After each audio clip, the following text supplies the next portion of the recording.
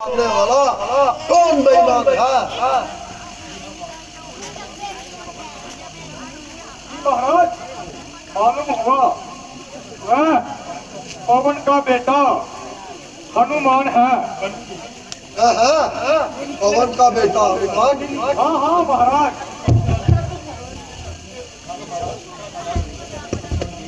हाँ हाँ महाराज, पवन का बेटा हनुमान। क्या तुमने कोई धोखा तो नहीं खाया? नहीं महाराज, मैं देखिए मेघनाथ जी को पकड़ कर ला रहे हैं।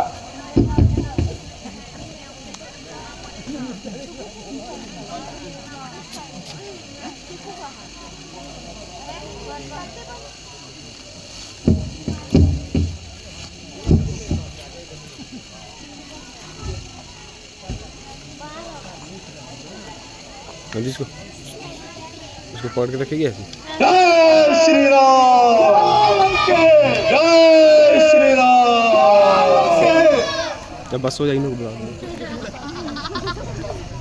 महाराज, अक्षय कुमार को मारने वाला आदि है। जैसा हुक्म हो इसे वैसा दंड दिया जाए।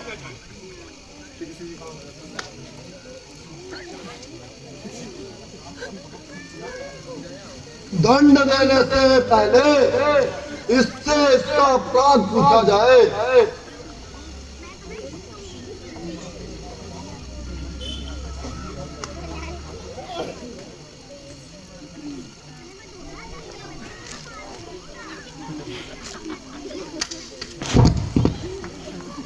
जय श्री राम।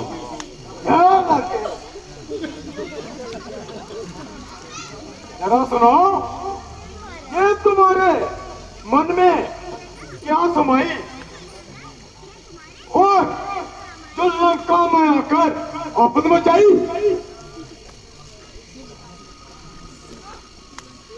चुप रहने से प्राण नहीं बचेंगे।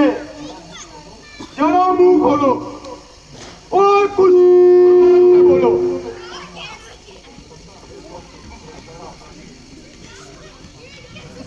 क्योंकि बंदा इस समय तेरे सुल्तानी है, इसीलिए किसी अरे गहरे से बात करने में सख्त हानि है। हाँ, कोई पूछने वाला पूछेगा तो जवाब देंगे और पाई पाई का हिसाब देंगे। पड़ा है शेर पिंजरे में मगर वो खू नहीं जाती, दिलावर की कजा के सामने वो खू नहीं जाती। और रस्सी जल गई मगर बल नहीं जला। ओ जले बल किस तरह मेरा, मुझे किस बात का गम है, वही मैं हूँ वही तू है, वही दम है वही दम है। अरे बेईमान, यह जलील पेशा अख्तियार करने से बेहतर था कि तू चुल्लू भर पानी में डूब के मर गया होता, ताकि पवन और दिलावर के नाम पे तेरे जैसे कपुत्र के कारण कलंक का टीका न लगता। अभी भी वक्त है, समझ जा। जब तूने काम किया है चुल्लू भर पानी में डूब के मरने।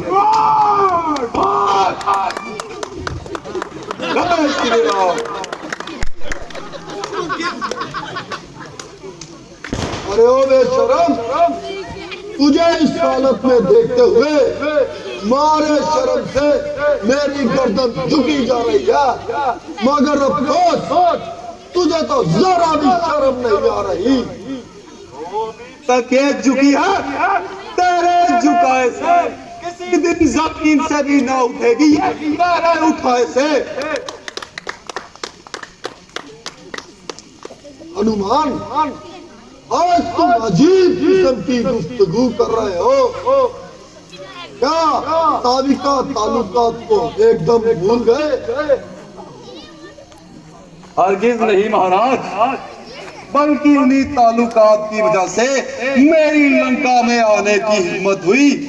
हनुमान आज का आपका आज भी उतना ही वफादार है और हर समय मदद को तैयार है। और इसमें क्या शक है, तेरे जैसे 2-4 वफादार और मिल गए, मेरा तो बेड़ा पार है। वाह क्या अच्छी वफादारी निभाई।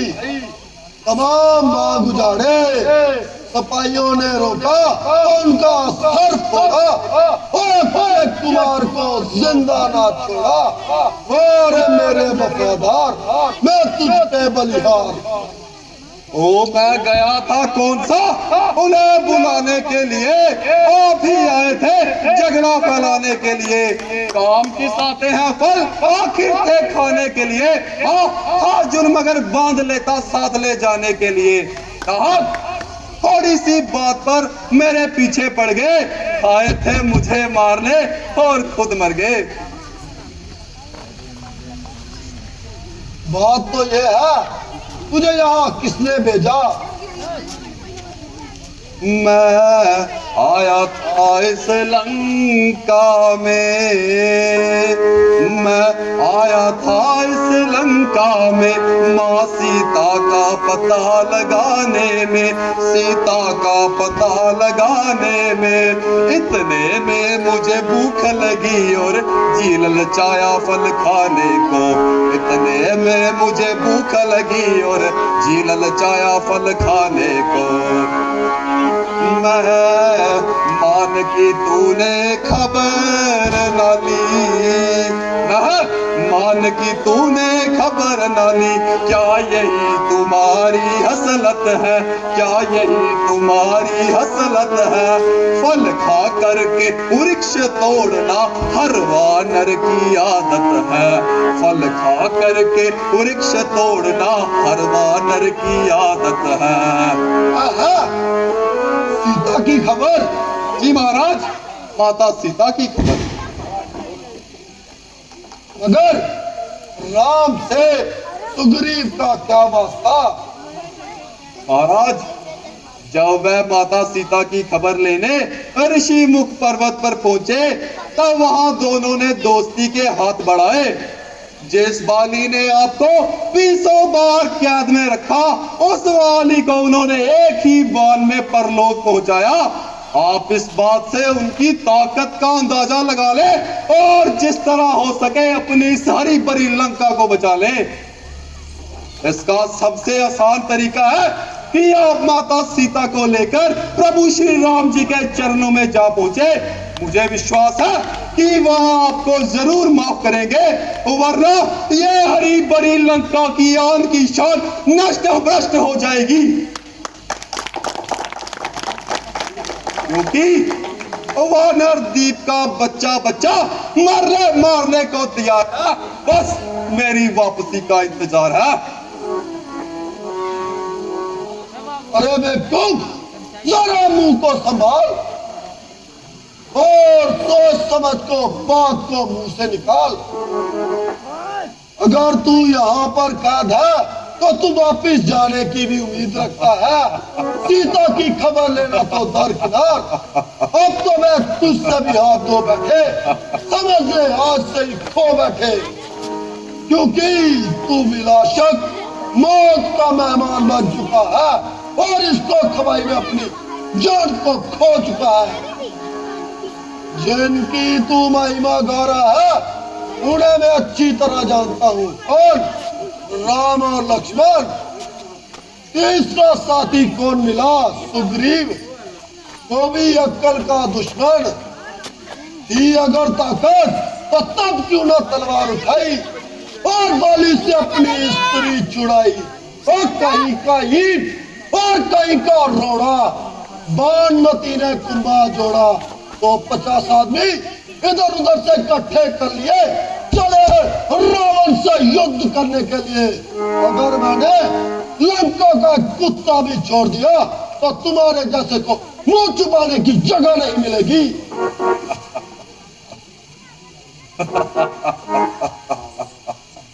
सच है कि जब किसी इंसान की बुरी घड़ी आती है तो उसकी अकल खुद ब खुद मारी जाती है। और उसे ये बिल्कुल खबर नहीं रहती कि कौन अपना है और कौन पराया है। मैं तो हैरान था कि इतनी बड़ी लंका में तुझे समझाने वाला कोई नहीं, मगर अब मालूम यहाँ तो बसते ही कुत्ते हैं। कौन समझाए, किसको समझाए? आखिर सोए हुए को सोया हुआ कैसे जगाए?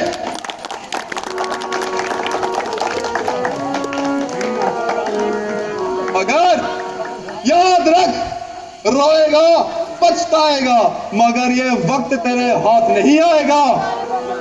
अगर श्री रामचंद्र जी ने वानर सेना लेकर लंका कर दी तो तेरे ये कतूरे कतारे भोंकते रह जाएंगे और तेरी अहंकार भरी खोपड़ी को कौवे नोच नोच कर खाएंगे। और न इस शरारत से बाज आता, जबान तू इतनी चाचा रहा कि मेरी इज्जत को मिट्टी में मिला रहा है। इज्जत में आबरू तो अपने आप कोई कसूर मेरा बतला रहा है। अब देखो देखो लोगों, जमाना कैसा आ रहा है। अरे नालायक, बता तू मुझे खौफ किसका दिखा रहा है? मैं वो भला हूँ जिसका खुद काल भी बै खाता है। तेरे जैसा पति जो अपनी उम्र वैश्यों में घबरा रहा है, ताजुब है मुझे कि वह मुझे ही बेहुदा कहकर बुला रहा है। और ना जब तक उठाया मैंने खंजर, तब तक तू क्या चाह रहा है? मेरी इज्जत को मिट्टी में मिला रहा है। चंद दिनों में होगी चर्चा, वह दिन में नजदीक आ रहा है। कहेगी दुनिया वो देखो जनाजा रावण का जा रहा है। जय श्री राम।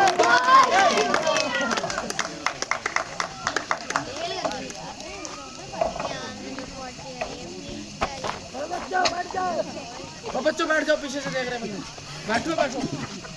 अरे राजा शरीर, रावण के सामने ऐसी बेहुदा तकलीफ मैंने हर चंद खूने जिगर किया और तेरे बुजुर्गों का लिहाज किया, मगर याद रख, बकरे की मौत कब तक खैर मनाएगी? एक ना एक दिन मेरे ही हाथ हो जाएगी। और तुझे हमेशा के लिए सख्ती नींद सुला देगी। खैरिए महाराज, भाई साहब जरा ठहर जाइए। ये काम आपकी जान और राजनीति के खिलाफ है। भला दूध का वध करना कहाँ का इंसाफ है?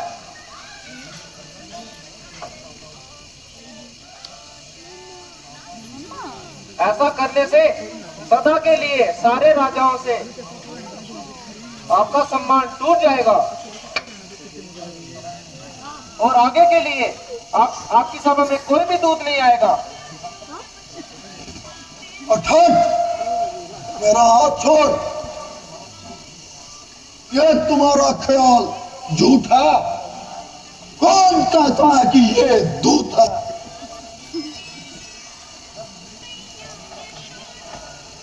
जब ये अपने स्वामी का संदेश लेकर आया है तो इसके दूत होने में क्या शक है? तो इसे ऐसी बेहुदा बकवास करने का क्या हक है? जो कुछ इसने कहा वह इसके मालिक की जुबानी है। मुझे हैरानी है कि तूने बिना फीस के वकालत करना क्यों ठानी है? ये आपकी भूल है। देखो थोड़ी मेरी पड़ेगी, प्रार्थना करने का केवल ये मतलब है लात पड़ेगी इसको। कि दूध का वध करना कहाँ का न्याय है?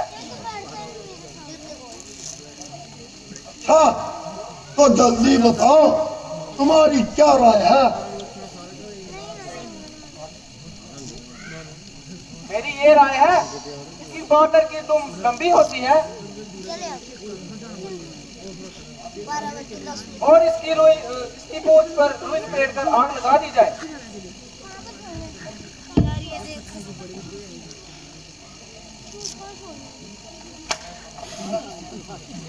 तुम्हारा कहना भी ठीक है।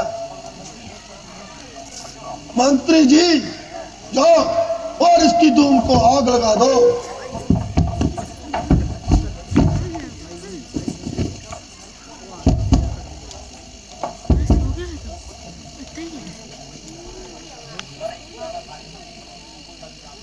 महाराज, आप लंकेश हैं, लंका बसी है। दुनिया में आपका प्रताप छाया हुआ है।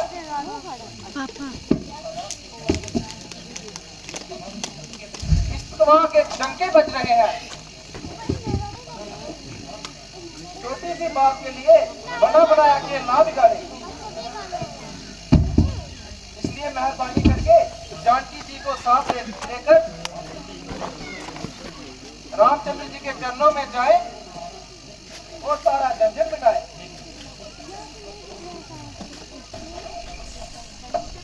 बस बस चाचा साहब, बहुत हो चुका, जरा चुप हो जाइए।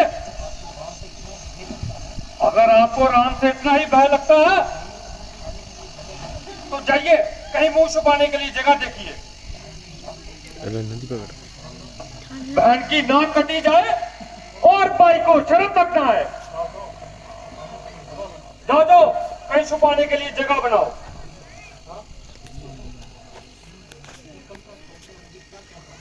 भाई साहब, देखो देखो, ये कल का चोरा मुझे क्या बता रहा है।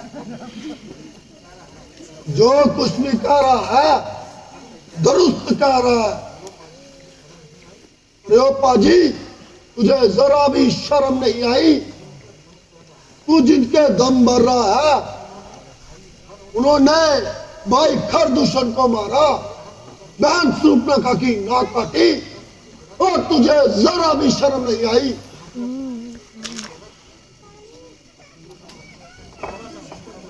चला जा, निकल जा और लंका में कभी कदम ना रखना और मुझे अपनी मनुष्य शक्ल कभी नहीं दिखाना।